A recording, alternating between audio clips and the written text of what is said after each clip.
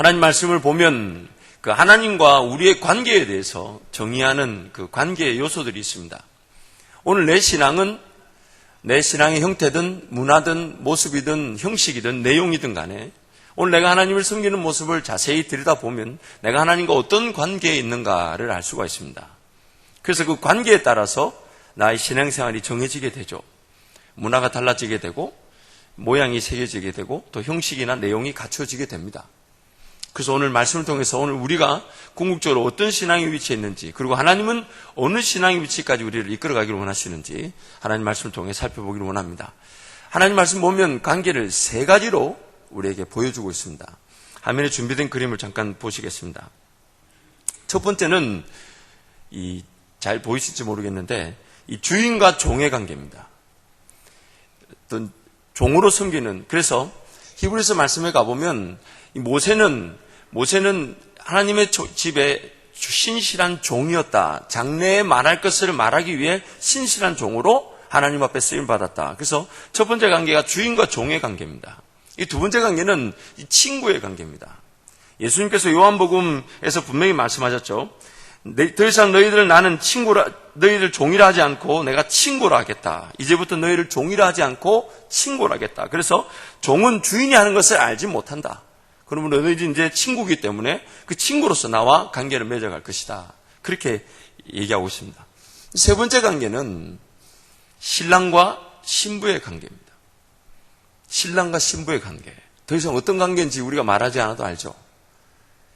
관계를 볼 때 주인과 종의 관계와 친구와 이 신랑과 신부의 관계. 궁극적으로 하나님께서 우리를 어디로 이끌어 가신지 아마 여러분 보이실 겁니다. 그래서 이 주인과 종의 관계는 어떤 그 관계적 요소가 작동하고 있냐면 두려움과 수치 가운데서 이 관계가 빚어져 갑니다. 여러분 출애굽기 20장에 가보면요. 18절 19절 말씀에 보면 이런 말씀 나옵니다. 함께 하겠습니다. 시작. 무백성이 우레와 번개와 나팔소리와 산의 연기를 본지라. 그들이 볼 때 떨며 멀리 서서 모세에게 이르되 당신이 우리에게 말씀하소서 우리가 들으리이다. 하나님이 우리에게 말씀하시지 말게 하소서 우리가 죽을까 하나이다. 시내산에서 십계명을 받는 그 모세 그리고 그 하나님과 관계를 보고 이스라엘 백성들이 그 자욱한 연기와 천둥번개를 막 치고 두려우니까 감히 그렇게 얘기합니다. 하나님이 우리에게 말하지 말게 하소서. 철저하게 뭐가 가득 자리에 잡고 있습니까?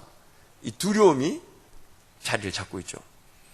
하나님과 관계에서 우리에게 제일 먼저 드러난 현상이 뭐죠? 우리의 죄인됨이죠. 그래서 그 죄인됨으로 말미암아 두려워하고 떨게 되어 있습니다. 근데 신앙생활이 이 주인과 종의 관계에 머물다 보면 이 두려움과 이 수치의 자리에 머물 수 있습니다. 예를 들면 쉽게 예를 들면 이런 거 아닐까요? 쉽게 예를 들면 이런 겁니다. 주일날 예배를 한번 빼먹기로 하면 마음이 좀 어떨까요? 기쁠까요? 두려울까요? 물론 이런 표현이 맞을지 모르겠어요. 좀 찝찝하잖아요. 근데 그 찝찝함이 사실 기쁨 쪽은 아니고 무슨 쪽이겠습니까? 두려움 쪽이겠죠. 아, 내가 주일날 예배를 빠졌네. 이 신앙이 어린 단계의 성도를 보면 그런 마음이 있습니다. 주일날 예배를 빠지면. 그러나 또 한참 높은 성도는 또 그 두려움이 또 이런 두려움이 있어요. 실컷 새벽기도 잘 나가다가 하루 빼먹기로 하면 하루 종일 마음이 찝찝합니다. 어제까지 잘 나가다가 이게 다른 새벽기도 안 하는 성도에 비하면 굉장히 신앙이 깊은 쪽으로 들어와 있지만 그 나름대로 이 두려움이 있어요. 그러나 이 두려움은 실질적으로 신앙은 어떤 하나님 앞에 우리를 갖다 놓는 이 작용 기제가 되긴 하지만 사실은 이 주인과 종의 관계의 대표적인 현상입니다.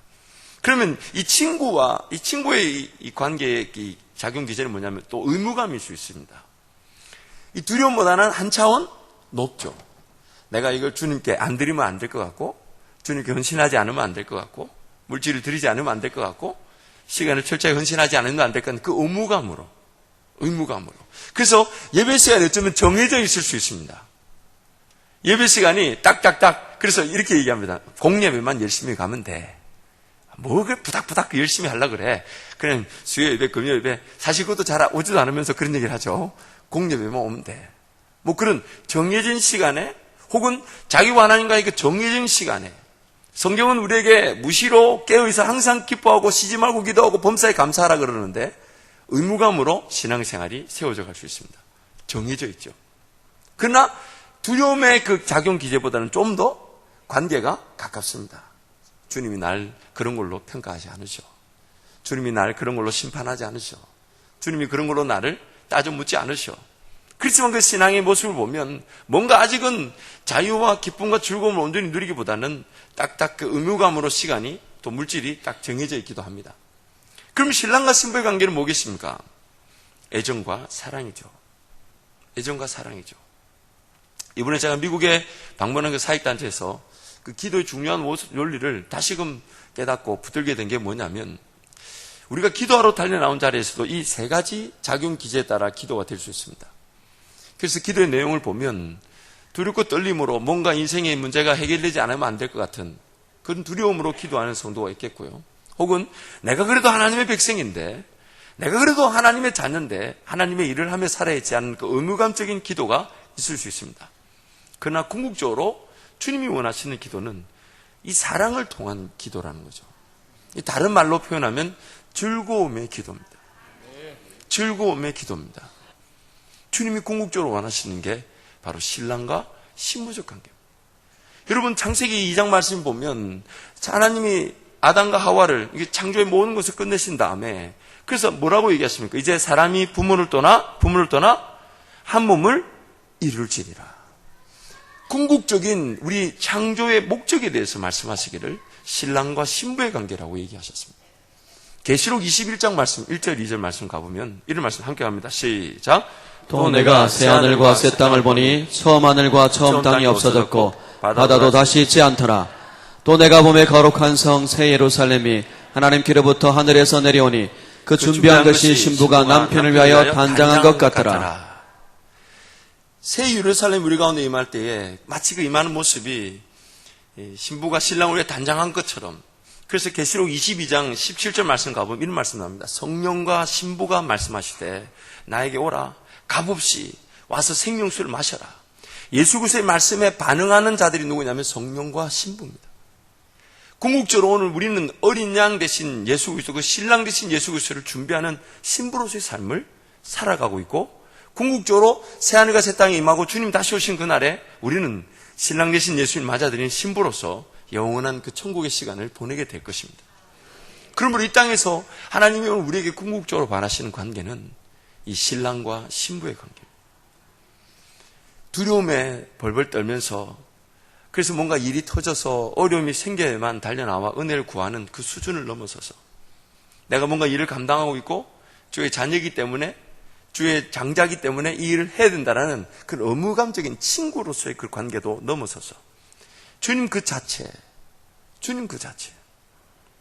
그래서 미국 목사님이 딱 세미나 인도하시는데 함께 기도하자 하시면서 기도 제목을 내시는 게 뭐냐면 예수 그리스도의 그 아름다우심을 묵상하고 예수 그리스도의 그 놀라운 그 은혜를 그래서 예수 그리스도 그분 자체를 느끼며 그분을 만날 수 있도록 기도하자고 기도 제목을 던질 때 사실 저에겐 큰 충격이었습니다. 몰랐던 것이 아니에요. 지식으로는 알고 있었습니다.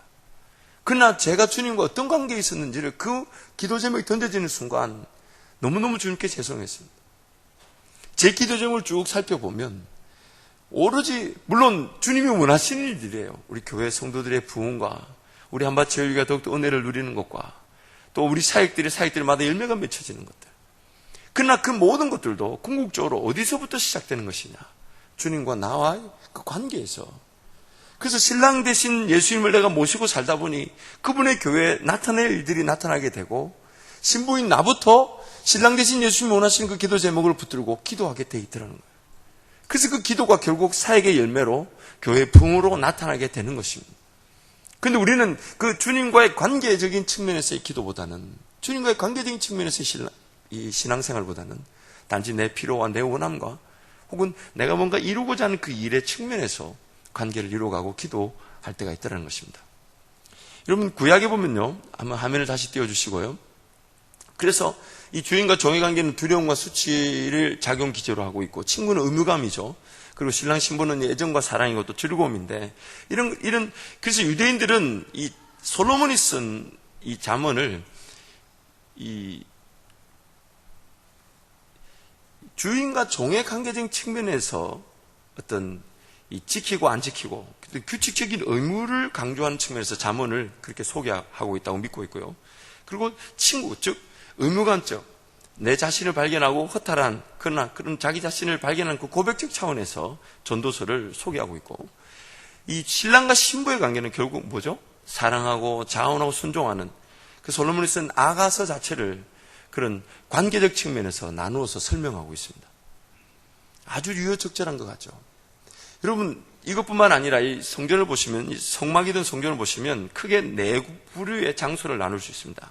지성소가 있고, 성소가 있고, 성소에 안뜰이 있고, 바깥뜰이 있습니다.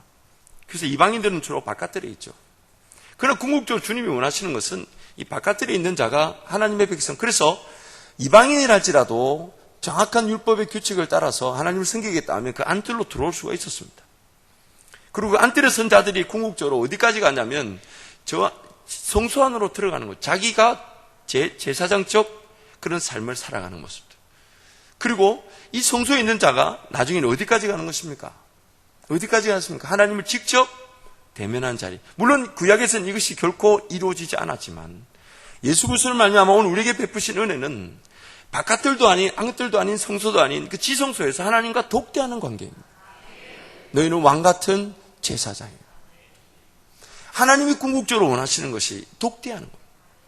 그래서 점점 가까이 가면 갈수록 사실 두려움은 더 커질 수 있습니다.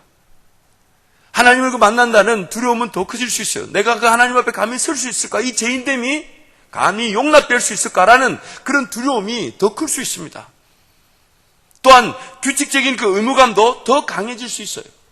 그러나 궁극적으로 그 두려움도 의무감도 주님과의 진정한 관계, 신랑과 그 신부의 관계에서 그 두려움도 의무감도 나중에는 다 포함하면서 기쁨과 자유를 누리게 되는 것입니다. 그래서 오늘 우리 신앙의 관건은 더 깊이 주님께로 들어가는 것입니다. 그래서 주님이 지성소와 성소의 그 장막을 걷어버리셨잖아요. 걷어버리셨어요. 깊은 주님 무엇이든지. 그래서 고린도후서 말씀에 가보면 이렇게 나옵니다. 이 수건으로 덮어 쓴 것처럼 너희들이 말씀을 보지만 궁극적으로는 그 수건이 다 치워지게 될 것이다. 우리가 신앙생활할 때 늘 두렵고 떨려야 되는 것이 이런 것입니다. 하나님 말씀을 대하고 기도의 자리에 주님 만난다 하지만 뭔가 아직 두려움에 사로잡혀 있는 수준, 의무감에 갇혀 있는 수준, 말씀을 주야로 묵상하고 이 말씀을 양식으로 삼지 않다 보니 이 말씀 자체가 궁극적으로 우리에게 주고 싶어하는 그 은혜의 말씀이 온전히 전달되지 못해요. 아직도 구약 이스라엘 백성들처럼 뭔가 수건의 내용을 가리고 주님을 독대하는 것처럼, 어쩌면 주님 나에게 직접 말씀하지 마십시오, 제가 두렵습니다라고 고백은 안 하지만 그런 두려움을 기재로 해서 신앙생활을 아직도 이어갈 수 있다는 것입니다. 또한 한 단계 더 넘어서서 해야 된다, 내가 해야 되는데, 내가 해야 되는데, 내가 깨워야 되는데, 기도의 자리에 달려 나와야 되는데, 말씀의 자리에 달려 나와야 되는데, 아직도 그런 해야 된다는 부담이 있다면 아직 우리는 그런 신랑과 신부의 자리에 서지 못하는 걸 단적으로 보여주고 있습니다. 오늘 우리의 관심은 내 자신의 영적인 편을 살펴보고 주님이 무엇을 원하시는지, 주님이 나를 어디까지 이끌어 가시는지, 그 분명한 그 신랑과 신부의 관계까지 우리가 나아가야 될 줄 믿습니다. 그래서 오늘 우리 자신들의 모습도 한번 살펴보시죠.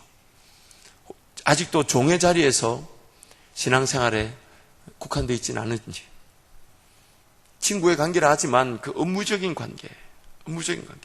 참 성경이 참 재밌는 게요, 구약의 백성들은 주인과 종의 관계라고 말하고 예수 성령을 통한 이 신약의 성도들은 신랑과 신부의 관계를 하는데, 이 친구란 표현이 언제 등장하냐면 예수님이 이 땅에 계실 때, 예수님의 그 공생의 기간 동안의 세례 요한도 예수님도 친구라고 표현하셨어요. 오늘 우리의 삶도 참 그런 단계가 있는 것 같아요. 몰랐을 때는 하나님 안 믿으면, 그래서 그런 거 있잖아요, 지옥 간다, 그런 마음 때문에 주님께 안 나오면 안 될 것 같은 그 부담감으로 신앙을 시작하지만 조금씩 알다가 보니까 하나님이 나를 통한 분명한 계획이 있고 나를 통한 분명한 목적이 있고 나를 지으신 분명한 이유가 있다는 걸 깨달으면서 그 주님이 뭘 원하시는지 주님의 관심사에 귀를 기울이기도 하지만 그것이 전부가 아니죠. 나를 신부로 맞아들기를 원하시며 나를 신부처럼 빚어가기를 원하시는 그 주님 앞에서 내 기도와 말씀의 자리가 세워져 가기를 원하시는 것. 그래서 어떤 의무감도 아닌 이 사랑과 애정으로 기도 그 자체가 즐거움이 되는 그런 관계를 주님 귀하게 바라보고 계십니다. 제가 우리 한밭제일교회와 여러분 성도들 위해 기도할 때마다 기도하는 것은 하나님, 특별한 프로그램 때문에 오는 것이 아닌 예배 이 자체가 즐거움이 되게 해주십시오. 찬양 그 자체가 기쁨이 되게 해주십시오. 기도 그 자체가 주님과의 친밀한 교제와 목적이 되게 해주십시오. 그래서 뭘 준다더라, 뭐가 공연이 있다더라. 물론 아직 신앙이 어린 성도들을 위해서 우리가 그런 잔치를 만들어 두고 또 공연을 준비하고 다가갈 수 있지만 저와 여러분은 그런 프로그램이 아니라 그런 어떤 뭐 공연이나 혹은 우리를 이렇게 뭐라고 해야 되죠? 이렇게 유혹이 뭐라고 해야 되나? 그 표준을 잘 모르겠어요. 이렇게 설득하기 위해서 뭐 떡을 준다든지 차를 준다 이런 걸로 오는 게 아니라 오늘도 금요철야에 뭐가 또 있나 싶어서 가는 게 아니라 말씀의 자리라 그러면 그 말씀 그 자체가 너무 귀한 줄 알아 달려나오고 예배라 그러면 예배 그 자체가 우리 인생의 목적인 줄 알고 그 자체가 기쁨이 되고 기도하러 가자 그러면 기도 그 자체가 오늘 우리 삶의 유일한 즐거움인 줄 알아서 기도에 이제 달려나오는 저와 여러분이 될 줄 믿습니다. 아멘. 그래서 주님의 그 마음을 깊이 알아서 주님의 그 마음을 알아서 여러 가지 기도의 제목들이 나갈 수 있지만 주님의 그 마음, 날 위해 십자가를 달리신 그 주님의 마음, 예수 그리스도 그분의 존귀하심. 그래서 아가서 말씀 보면요, 그런 어떤 두려움이나 의무감적 사랑이 아닙니다. 그냥 그 존재 자체가 너무 좋아가지고 나의 사랑, 나의 어여쁜 자야, 일어나 함께 가자. 그런 고백들이 흘러 넘치게 돼요. 그래서 아가서 보면 너무나도 그 남녀 간의 사랑이 그만큼 진하고 그만큼 깊을 수 없을 만큼. 근데 그것이 그 아가서의 말씀의 본질적인 목적이 뭡니까? 주님과 우리와의 관계를 위해 주님이 써놓으신 것입니다. 주님이 나를 바라보실 때 마치 솔로몬이 그 술람이 여인을 바라보면서 전혀 엉뚱한 곳에 사랑을 찾고 있는 그 술람이 여인을 바라보면서 나를 바라봐 달라고 그렇게 간절하게 호소하는 그 모습이 오늘 하나님께서 우리를 향한 호소의 모습인 것입니다. 그러므로 오늘 우리 삶의 분명한 가치는 주님과 우리와의 관계입니다. 주님과 우리와의 관계입니다. 여러분 그 관계를 한번 재조명해 보십시오. 여러분 지금 어느 위치에 계십니까? 정말 주님과 그 사랑과 애정, 즐거움. 그래서 요즘 제가 부담스러운 말이 있습니다. 꼭 두 분이 계신데 누구라고 말하지는 않겠습니다. 꼭 두 분한테서 다른 분한테는 전혀 들을 수 없는 저를 너무너무 사랑하시는 두 분이 계신데 그 두 분한테서 이런 말 들을 때마다 제가 가슴을 칩니다. 내가 아직 멀었구나. 김 목사 기도해야 돼. 이 말 들으면 내가 아직 멀었구나. 아들아 너 기도해야 돼. 그러면 굉장히 화가 나지만 내가 아직 멀었구나. 내가 아직 멀었구나. 주님 앞에서 주님을 정말 사랑하는 자답게 기도하고 있다면 저를 사랑하시는 그분들이 기도하자고 얘기하시겠나? 그렇지 않을 거 아닙니까? 그러니까 여러분 우리 지구 목사님이나 제가 여러분한테 기도합시다 그렇게 말이 나오면 그런 걸로 눈물 흘릴 줄 알고 죄를 뒤집어 쓰고 옷을 껴안고 회개할 줄 알아야 돼요. 내가 아직 주님과 깊은 그 자리에 서 있지 못하구나. 기도하면 됩니다. 이런 말이 우리끼리 돌고 있다면 아직까지 나는 저 사람의 힘을 통해 내가 아직 주님과 깊은 사랑, 그 즐거움의 기도에 서 있지 못하다는 걸 주님이 말씀하고 계신 거예요. 그래서 이제는 정말 두렵고 떨리지만은 제 삶의 그 주님과의 그 깊은 독대를 위해서 시간을 좀 정리하고 구별하고 에너지를 비축하고 관리하고 정리해야 되겠다. 그런 강한 결단과 다짐을 하게 됩니다. 이번에도 그 몇몇 미국 목사님과 이렇게 대화를 나누고 교제를 하는데 초점이 달라요. 초점이 달라요. 제가 직접 묻지는 않았지만 제 속에서 나오는 질문들은 어떻게 하면 이게 이 좋은 게 우리 교회 프로그램화 될까? 이쪽이 좋은 이 사역이 우리 교회 어떤 사역이 될까? 이런 데 관심이 있는데 그분은 저한테 물어보는 게 당신께 주님은 어떤 분이십니까? 주님과 어떤 길을 걸어오셨습니까? 주님 혹시 뭐라 하시던가요? 심지어 어떤 목사님 저한테 그렇게 물으셨어요. 혹시 이 시간 주님이 당신을 통해 저에게 하시고자 하신 말씀이 있다면 기도로 말씀해 주십시오. 굉장히 화가 났습니다. 안 들렸거든요. 제가 그렇게 말씀하시는 그분 앞에서 제가 차마 아무 질문도 못하고 아무 말도 못 꺼냈습니다. 초점이 달라요. 초점이 달라요. 주님께 온전히 내어드려서 그 주님과의 사랑, 그 주님 그 자체의 아름다움, 주의 그 놀라운 그 역사에 감격하는 기쁨, 그래서 그 찬양 그대로 주님 한 분만으로 만족하는 삶. 초점이 달랐습니다. 그동안 뭔가 해야 된다, 지어진 부담이 있고 책임감이 있으니 감당해야 된다, 일을 이루어야 된다, 벌려놓은 게 있으니까 그런 부담으로 주님 앞에 서 있던 제 모습을 보면서 정말 주님께 부끄럽고 그분 앞에서 아무 말을 못했습니다. 뭐 할 말이 없었어요. 정말 그 주님께 내가 깊이 그 관계로 주님은 지금 나와 호흡하시듯 내 한 걸음 한 걸음에 관심이 많으시고 내 생각에 관심이 많으시고 내 입술의 고백에 관심이 많으시고 내 마음이 주를 향한 그 열정에 관심이 많으신데 자꾸만 뭔가 하고자 하는 일에 주님을 끌어다 놓는 그런 종의 관계나 혹은 친구의 관계에서 주님을 찾고 있는 것은 아닌지. 사랑하는 성도 여러분, 이제 우리 한반절의 모든 성도는 주님과의 그 궁극적인 사랑을 위해 주님을 더욱더 깊이 만나고 주님을 깊이 묵상하는 즐거움으로 주의 전에 달려나오기를 간절히 기도합니다. 아멘. 이제 여러분의 가정에서 구별된 기도의 자리가 뜨거워지길 바라고 언제든지 주님 말씀하실 걸 기대하여 귀를 기울이는 말씀으로 뜨거워지고 예배하는 그 자체가 즐거움이 되는 우리 모두가 되기를 바랍니다. 그래서 기도하러 달려나가지 않으면 그 자체가 아직도 나는 주님과의 사랑에 빠지지 못했구나, 그런 안타까워하는 마음이 일어나고 아직도 말씀 읽어야 되는데 말씀 못 보고 있다는, 해야 된다는 부담이 있다면 아직 내가 주님의 그 깊은 사랑에 들어가 있지 못하구나, 자유하지 못하다 보니까 모든 게 다 부담인 거예요. 주님의 사랑을 온전히 누리지 못하다 보니까 모든 게 다 의무감으로 점철되고 마는 것입니다.